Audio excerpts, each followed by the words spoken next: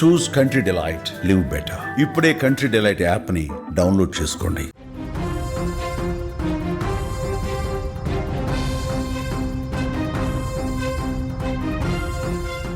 వరుస బస్సు ప్రమాదాలు రెండు తెలుగు రాష్ట్రాలలో సంచలనంగా మారాయి, భయాందోళన కలిగిస్తున్నాయి.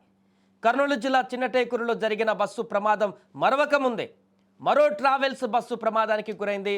ధర్మాజిగూడెం నుంచి హైదరాబాద్కు వెళ్తున్నటువంటి ట్రావెల్స్ బస్సు ఏలూరు జిల్లా లింగపాలెం శివారు జూబ్లీ నగర్ వద్ద సోమవారం రాత్రి బోల్తా పడింది.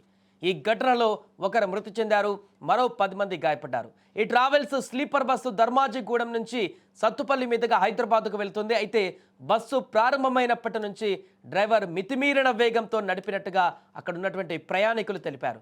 బస్సు ఎక్కినప్పటి నుంచి కూడా ప్రయాణికులు అతన్ని హెచ్చరిస్తూనే ఉన్నారు. ఈ బస్సు మఠంగూడెం లింగపాలెం మధ్యలో ప్రయాణికులతో వెళుతున్నటువంటి ఒక ఆటోను రాసుకుంటూ వెళ్ళింది. అయినప్పటికీ డ్రైవర్ బస్సును ఆపలేదు. అదే వేగంతో వెళుతున్నటువంటి బస్సు లింగపాలెం వైన్ షాప్ వద్ద బైక్పై వెళ్తున్నటువంటి ఇద్దరిని ఢీకొట్టింది. వారు కింద పడిపోయారు. దీంతో స్థానికులు కేకలు వేస్తూ బస్సును ఆపమని అరిచారు. అయినా కూడా డ్రైవర్ అదే నిర్లక్ష్యంతో బస్సును ముందుకు పోనిచ్చాడు. బైక్పై నుంచి పడిన ఇద్దరు బస్సును వెంబడించారు. ఇక డ్రైవర్ మరింత వేగం పెంచాడు. దీంతో ఈ క్రమంలో జూబ్లీ నగర్ సమీపంలోని మలుపు రావడంతో స్పీడ్గా వెళ్తున్నటువంటి బస్సు నియంత్రణ కోల్పోయి బోల్తా పడింది. ఈ యొక్క ప్రమాదంలో బస్సులో ముందు సీట్లో ఉన్నటువంటి హైదరాబాద్కు చెందిన సాఫ్ట్వేర్ ఉద్యోగం చేస్తున్నటువంటి వీరంకి ప్రవీణ్ పైన బస్సు వరిగి పడడంతో అక్కడికక్కడే మృతి చెందాడు. సమాచారం అందుకున్నటువంటి పోలీసులు అక్కడకు చేరుకొని బస్సులో ఉన్న 13 మందిని బయటకు తీశారు. బస్సు డ్రైవర్ మద్యం తాగి ఉన్నట్లుగా కూడా అనుమానిస్తున్నారు. దానికి సంబంధించిన పూర్తి వివరాలు బయటికి రావాల్సి ఉంది. కానీ బస్సు డ్రైవర్ తీసుకున్నటువంటి ఈ నిర్ణయం పూర్తిగా ర్యాష్ డ్రైవింగ్, స్పీడ్ డ్రైవింగ్.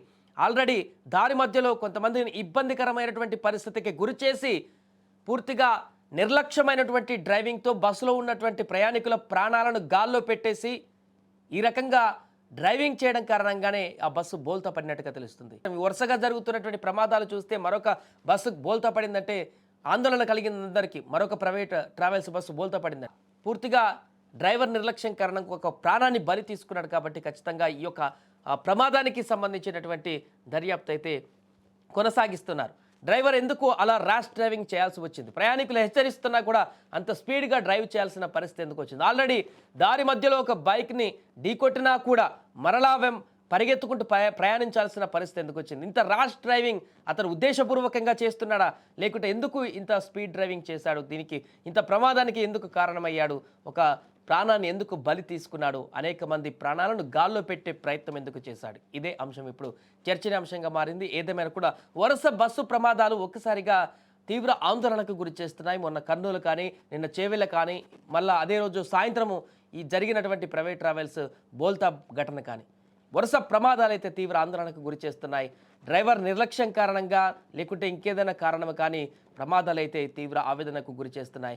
అక్కడ చాలామంది ప్రాణాలు కూడా ఈ ప్రమాదాల్లో కోల్పోతుండడం కూడా ఆందోళన కలిగిస్తున్నాయి. ఏదేమైనా కూడా వరుస బస్సు ప్రమాదాల నేపథ్యంలో మరొక బస్సు ప్రమాదానికి సంబంధించినటువంటి ఘటన తాజాగా జరిగింది. దీనికి సంబంధించిన వార్త కూడా ఇప్పుడు వైరల్గా మారుతుంది.